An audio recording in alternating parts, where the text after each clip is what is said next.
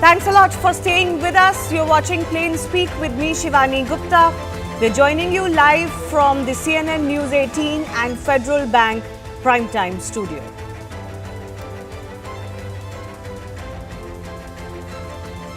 Attack on Hindus continue to rise in Bangladesh. Their homes, businesses are being targeted under the shadows of this gory government takeover. Places of worships are always and as always under attack. 2 Hindu councillors have been brutally killed. Alarming visuals continue to surface on social media from Dhaka, Chittagong, etc. Not just that, as many as 800 Hindus in the Thakurgaon district reportedly have been forced to flee their homes in fear of their safety as their houses were looted and burned. The outrage and anger is so much that the lone Hindu in the interim government in Bangladesh, Dr. Bidhan Ranjan Roy, skipped the oath ceremony. He was upset and unhappy with the targeted attacks against the already dwindling minority in Bangladesh. Even as the situation continues to escalate, Indian central government has set up a committee to ensure safety of Hindus. Amit Shah, Home Minister, said the panel will monitor the Indo-Bangladesh border situation and ensure the security of Indian nationals, Hindus and other minorities. This comes after Prime Minister Narendra Modi, while congratulating Mohammad Yunus for taking charge as the head of the interim government, called for protection of Hindus and minorities in Bangladesh. Now, the BJP at home has questioned the silence of the so-called secular lobby on the issue. The Congress has rejected BJP's charge, saying it's the centre's job to ensure safety of Hindus or others. But apart from these politics, the larger question that stands today is this. From human rights groups to so-called self-confessed secularists who are the first to raise minority issues anywhere in India or abroad, are strangely quiet about Bangladesh's already struggling minority being attacked in such a brutal fashion. Why are these people quiet? We'll take that question to our guests in just a bit. First up, Hindu temples, shops and houses have been ransacked in at least 27 districts, while many continue to live in fear. Lal Moiner Hat, Sadar Upzila, house of Pradeep Chandra Roy, secretary of the Puja Parishad here, was vandalized and plundered. Homes of 4 Hindu families in Chandarpur village have been vandalized and looted. Hatibanda Upzila, 12 Hindu houses torched. Dinajpur, at least 10 Hindu houses attacked. Temple at Rail Bazar Hat targeted, but locals intervened. Lakshmipur, Gautam Mazumdar, Assistant Organizing Secretary of the Oikea Parishad in Lakshmipur, he has said that 200 to 300 attackers torched his 2-story building. More from Oikea Parishad General Secretary Tapan Kumar Chakrabarti in Bogura has said that a warehouse and a shop of his were looted. Patuakali, Hindu house and temple attacked, vandalized and set on fire. Kishorganj, 2 Hindu houses set ablaze. There's an area called Jashore where 22 shops and several houses of the Hindu community have been vandalized and plundered. Narel, Hindu houses attacked and plundered. What bothers more is the fact that blatant attacks on Hindus are initially brushed under the carpet.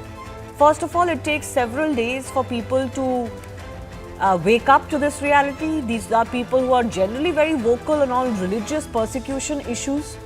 They take a few days to even accept that anything is happening. Then they go quiet because it's inconvenient to talk about these realities. That's not just a problem in India, which I'll come to. It's a global issue and a weak point of Indian diplomacy. Take a look at the Bangladesh army or the new Bangladesh administration. No acknowledgement yet of these attacks that are very targeted against the minorities there. All liberal governments of UK, USA and Canada are quiet while they lecture India or recently Israel on all such issues. Office of the UN Secretary General has issued a one-line vague statement saying that he stands against any racially based attacks or incitement to violence. Actually, the issue here is religion.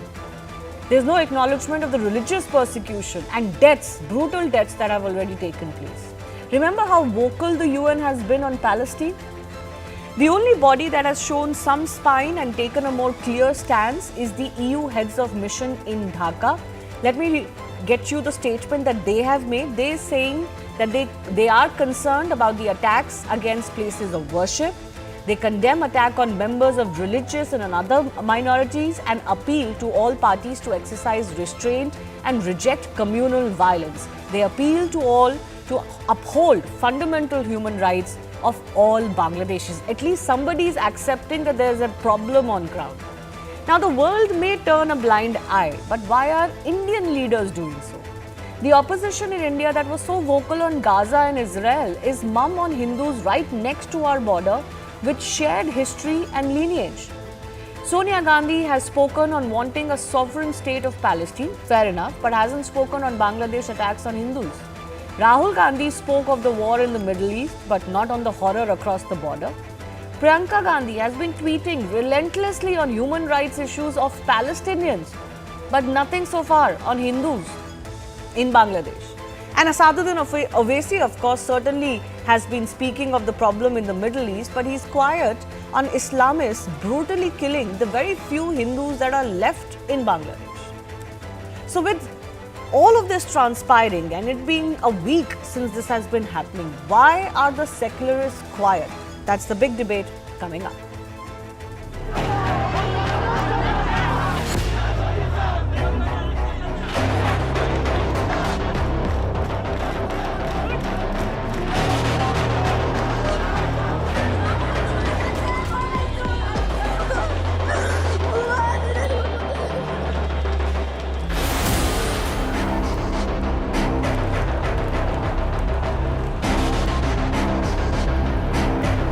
ये वही राहुल गांधी प्रियंका वाड्रा है जो all eyes on Gaza बोलते हैं। Gaza के मुसलमानों के लिए इनका दिल पसीजते रहता है, परंतु हिंदुओं पर चुप रह जाना। ऐसी कौन सी मजबूरी थी कि ये लोग वहां पर हिंदुओं और अल्पसंख्यकों की सुरक्षा की बात भी नहीं कर सके? What kind of a narrative is this? Of course we have been talking about it. Of course we are raising our voice. But you are in power. What steps are you taking to safeguard the interests of the Hindu minorities in Bangladesh?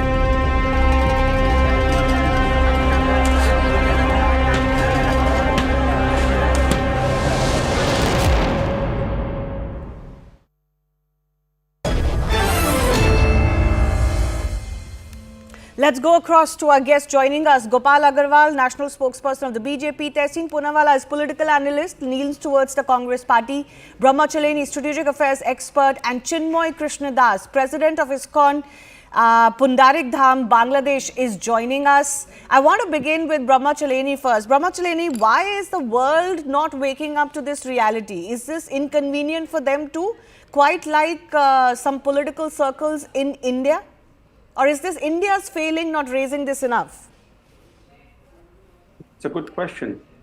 Part of the explanation lies in the fact that major Western newspapers have been reporting developments in Bangladesh, not from Dhaka, not from Bangladesh, but from New Delhi. So they are relying on the big picture. They're not focusing on the attacks, not just on the Hindus. The attacks on the Hindus are systematic. But also on the killings of Awami League leaders and activists. Yes. So many of these Awami League leaders have been killed. Some have been hacked to death. A number of them actually were burned to death. And yet you will see very little coverage in the international press of such killings. But there is a larger issue here. It's that there is a systematic ethnic cleansing that has been going on against Bangladeshi Hindus for a long time, according to what the Human Rights Council of the UN said in an essay published in 2017. And we can see that from the dwindling numbers of the Bangladeshi Hindus. Yes. There were about 20% of the population in 1971. Now they barely make up 8%. So the systematic ethnic cleansing is a major factor, and whenever there's any kind of political upheaval in Bangladesh, which is a country that's always in crisis. It has had 2 dozen coups or attempted coups since 1975. It has had so much political turbulence that whenever there is turbulence, the Islamists attack Hindu properties and homes and temples. Yes, absolutely. Absolutely. And- But I want to ask you, is this also, I mean, what happened to governments like US, UK, Canada? They lecture everybody. They're very quick to lecture everybody, isn't it? And is it precisely because of US's role that is being talked about here that they're very conveniently quiet on what many are saying they have unleashed in Bangladesh? Western governments are relieved that Hasina government is out. They were trying to topple her government by instigating the opposition, which meant inciting the Islamists, the Jamaat. The Biden administration, unfortunately, threatened sanctions against the Hasina government last year that emboldened the BNP and the Islamists. They took to the streets. You can see from the time the Biden administration threatened to impose sanctions on key officials of the Hasina government, from that moment onwards, the situation in Bangladesh turned more mucky. The BNP and the Islamists began taking to the streets. They began organizing protests. And when the so-called student movement against job quotas was launched recently, they knew that the Western powers will be backing them implicitly. And then to make matters worse, China was also eager to see Hasina out. So powerful external forces were working against the Hasina government. Yeah, but the duplicity is so mind-boggling where they cannot find in themselves the humanity to talk about what's happening because of what has happened, because of the political churn that has happened to the minorities in Bangladesh. And I always find it very fascinating that, yes, India is the large country in the subcontinent, it will have greater responsibility, etc. But why is it that all the scrutiny is always on India, but not on Pakistan, Afghanistan, on Bangladesh, Sri Lanka, etc.? This is just, this duplicity and this hypocrisy just absolutely needs to end. I'll come to the hypocrisy at home too, but I want to also quickly go across to our guest Krishnan Das from Bangladesh. Sir, could you tell me, one, how safe do you feel? And secondly, is there an acknowledgement in Bangladesh now that there's an interim government, the army is being seen in action, that okay, there will be some protection of the minorities, of Hindus in Bangladesh?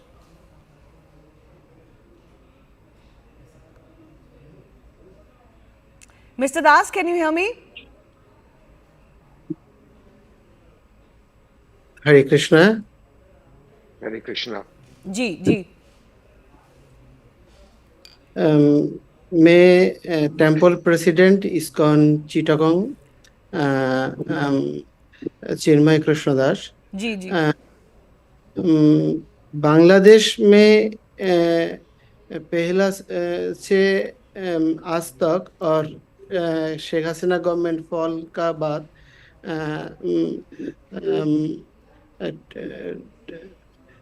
हर हमेशा ही torturing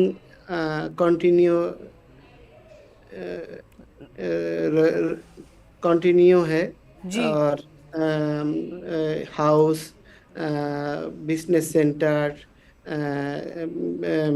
political leader और non political leader Hindu community leader attack अभी क्या situation, अभी situation आपको कैसी लगती है? कितनी बुरी सिचुएशन है अभी?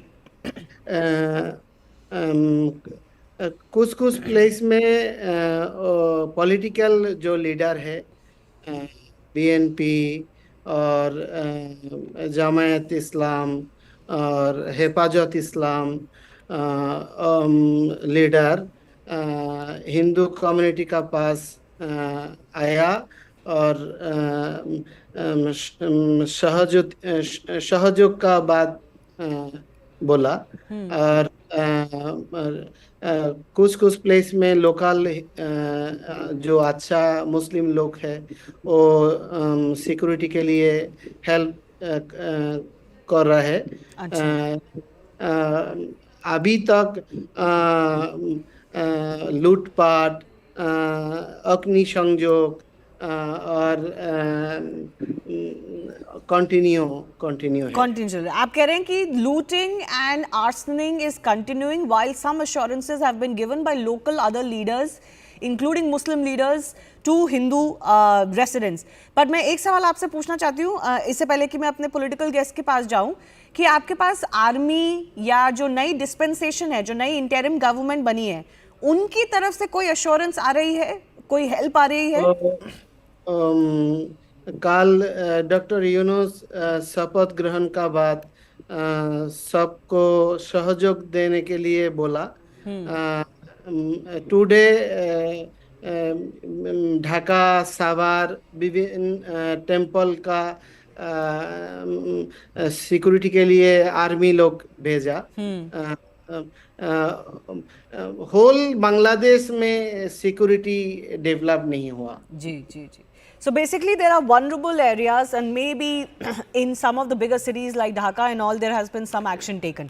I want to go across to Tehseen Poonawala. और एक बात है, बांग्लादेश में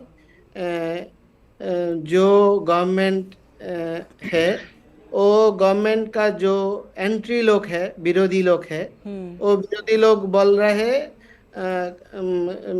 जो मीडिया है, मीडिया का सत्य प्रकाश करने के लिए गवर्नमेंट बाधा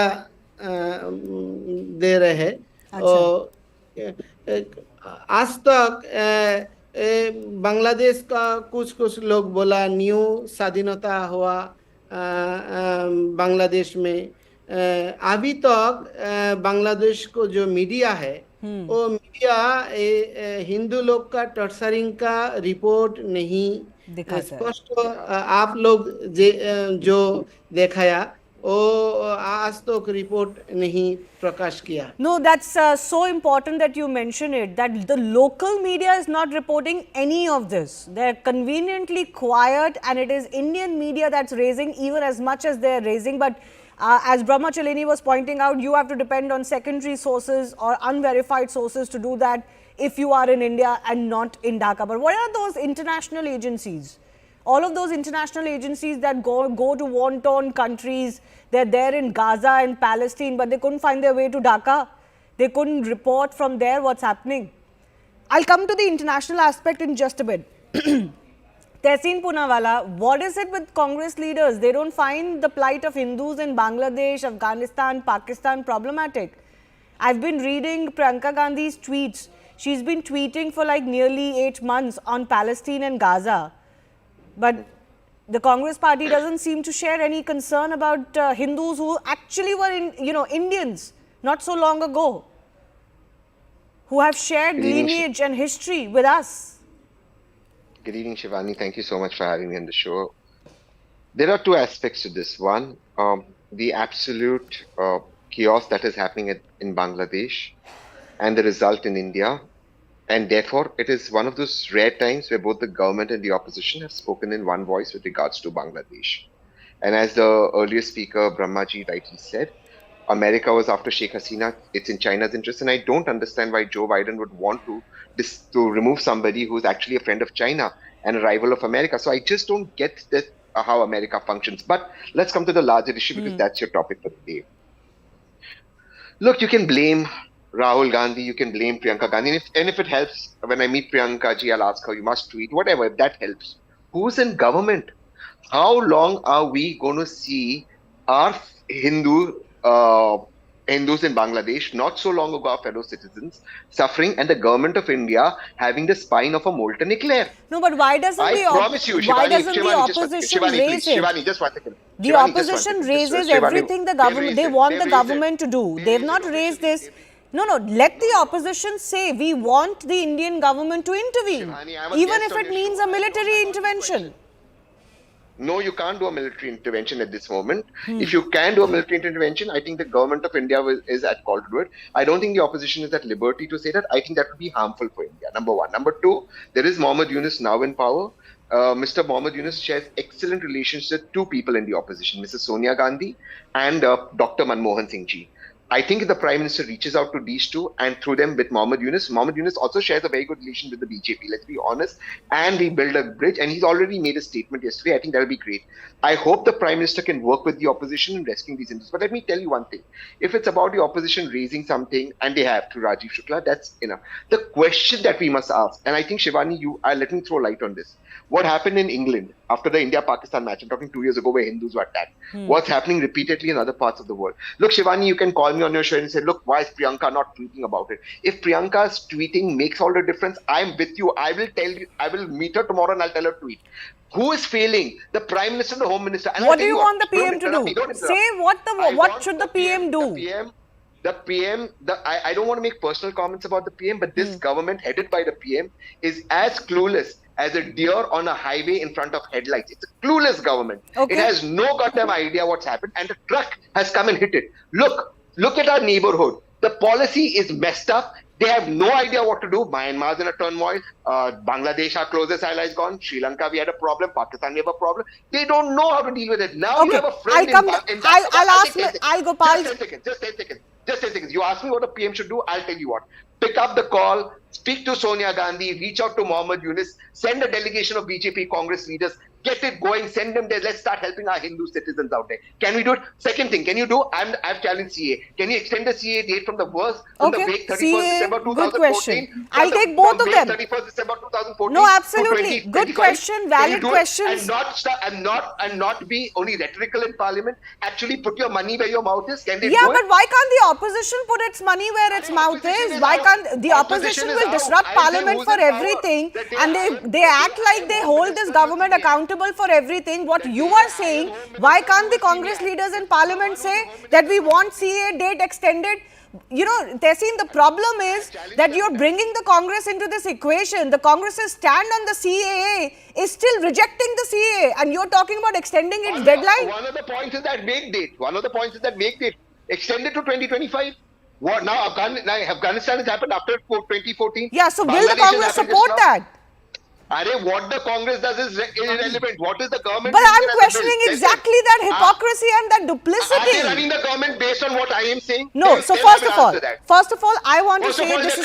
First of all, I'll take your points to the BJP. But first of all, my point is different. This is not about blaming the opposition. Yes, the government of the day is the government of the day, and they need to do what they need to do.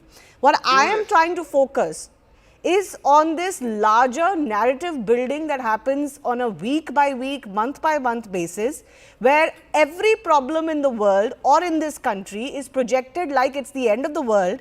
But when similar issues crop up, which are of great importance to us, a lot of people who are at the forefront of this human rights lobby and secularism go utterly quiet. And I think it is important to shine a light on that duplicity and that hypocrisy, which I'm doing. Yes, the government's responsibility is what the government's responsibility is. But opposition in India that rejected CAA better not tell me that they are the ones whose moral standpoint is correct when something goes wrong in Pakistan, Afghanistan and Bangladesh. Please. But Gopal Krishna Agarwal, please respond to this. One, why is your government so clueless about what happens in this neighborhood despite being the quote-unquote big brother? Why does everything hit us without any preparation? We look clueless. We look like we didn't know what we were supposed to do or what we were doing. And why don't you put your money where your mouth is and extend the CAA for all these Hindus who are being persecuted in Bangladesh? Shivani, we have to understand that we are a democratic country, and in a democracy at global use, very well raised in the initial your statements about the global narratives that are being built over human rights and which are against the Indian interest.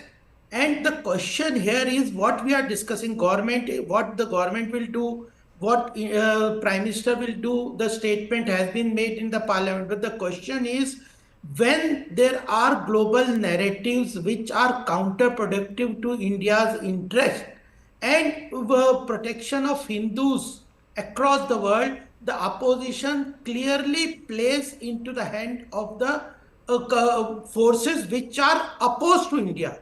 That is very important. And why it plays, what is its agenda, why it does so, whether if the Indian interest is at place in Israel and Gaza, they will stand for human rights. When Indian interest is between Hindus and Muslims in Bangladesh, they will not speak on the protection of Hindus. This opposition playing into the hands of anti-India forces is a very serious concern for India. No, I agree with you, Gopalji. Just bear with me. I agree with you, and that is why I'm discussing this hypocrisy. That's for the public to understand and digest. But that is not an answer or an excuse or a replacement to what the government of the day should do. Indian government has acted. The issue is we are a democratic country. We depend on many narratives. If the global forces are not conducive to India's becoming a strong nation, their interest lies in encircling India into with countries which are hostile to the Indian interest. So these are the understanding and narratives which we need to understand and discuss and then take steps. Central government is taking steps. Sheikh Hasina was given, when she wanted to come to India, she was given she has come to India. The government, Prime Minister himself has asked the interim Chief Prime Minister of Bangladesh. No, but Gopalji, I understand not all of this is done in plain sight, but it almost seems like country after country this keeps happening to us. And everybody is cocking a snook in our faces, in our neighborhood, and we just seem to be very helpless. I understand the forces are against us. I am not the person who's denying that. And I know how this works. I understand that there are forces that are making these countries, take anti-India stances, despite, of course, their larger and greater futures being at risk because of those powers. But that's not my concern. No, my concern is what my government is doing. Let Tehseen come in. Let Tehseen come in for a minute, then I'll give you a minute. Yes. If you are working in an ecosystem where the global forces are against you, you have to respond to them in a way which will, in the long term, protect. Fair enough. We trust the government and the bureaucracy to do the diplomacy. But it cannot be that this keeps happening year after year after year, regardless of the challenges that the Narendra Modi government faces, and we seem clueless, as Tehseen said. But give me a minute. Let me give a minute to Tehseen, then you respond. Minute to each of them. Tehseen. I don't even need a minute. Look, first of all, BJP spokespersons come on TV and keep waxing eloquence on how, under the Honorable Prime Minister, we are now a global superpower. If we are global forces against us, why are you playing victim? You got to play. If you can't take the heat, get out of the kitchen. Otherwise, stand there and fight.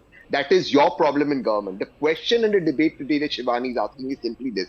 Long ago, fellow citizens of ours are today suffering in Bangladesh, as are other friends of ours in Bangladesh. What has that got to do with America encircling us, China encircling us? Tell us what is the specific stand of the government. Tell us specific policy. Tell us how you reached out. Rather than that, you're playing a victim card on TV. I'm asking you a simple question. Forget the opposition. Why can't you extend CA date from 31st December 2014 to 2025? What is your stand, Tehseen ji? What is your stand? That day I am Home Minister, I will get everybody out. Why Rahul Gandhi is not taking a stand? Why is not expressing? Rahul Gandhi is Prime Minister, I promise you I will question him. I promise you I will question him. Right now he is not Prime Minister. Concerned? Is Congress not concerned with the Hindus' life in Bangladesh? Why can't you speak on that? What is stopping you to speak on the life and the security of Hindus in Bangladesh? Gopalji, listen. Gopalji, the day Rahul Gandhi is Prime Minister, I promise you on Shivani's show I will question Rahul Gandhi. He is not Prime Minister. Modi sir is Prime Minister. Either Modi sir act or he quit and let Rahul Gandhi be Prime Minister. No, one second. I don't buy that argument. Tehseen, no, I'm sorry. I don't buy that argument. Rahul Gandhi can't be blamed for what the government is doing or not doing. But Rahul Gandhi, as leader of opposition, claims to be the voice of Indians. Okay, and let me tell you how many times the Congress party has acted like this verdict means that they are, they have a greater share in the voice and decision making. So then you can't say, oh, let the government do, we'll see what our stand is. I'm asking a simple question, Shivani. Just one question. I've not got the answer. What is 31st December 2014? Why is it not extended so we can help? Let Congress oppose it and lose the votes. Okay, one second. Gopalji, I want you to take 30 seconds and give me an answer on that. CAA, you believed and many supported you, was the need of the hour. It was required. The realities around us absolutely paint that picture. Afghanistan's Taliban takeover has happened since. This is happening in Bangladesh and a lot has happened. Why don't you have the gumption and the political clarity to say we will extend the CAA deadline? Take on the opposition. Shivani ji, we have to understand the diplomatic positions here. What is required at this present, it cannot be decided on a debate in a TV channel. What the foreign minister has been giving statement in the parliament. He is saying the Hindus are being protected. Those who want to come, those Indians, Hindus, they want to come, they have been brought here. The government is putting pressure on the Bangladesh government to take care of Hindus. The Prime Minister is looking into the issue. The committee has been set. The government is working. No, but they won't get citizenship, no. As it stands, these persecuted Hindus who have come from Afghanistan, most of them Sikhs, in the last few years, and the ones that may come from Bangladesh, they're not going to get citizenship. That's the point. Bangladesh came into existence in 1971. After that, the population of Hindus has been continuously getting reduced. In the Pakistan, it is being created. Therefore, it was brought. CA was brought for. I know, but the CA requirement surely extends beyond 2014, is what many people feel. And maybe that is what the government should now go across to the aisle and say, okay, see what is happening. Let the opposition deny it, no. Let the opposition in India say, no, we will not let it happen. Then they will be answerable to the public in India who's watching what is happening in Bangladesh. I've run out of time. I do thank all of our guests for joining us. We will see, of course, just how much intervention the Indian government can do. Of course, some steps have been taken now with a panel that has been set up by the Home Ministry.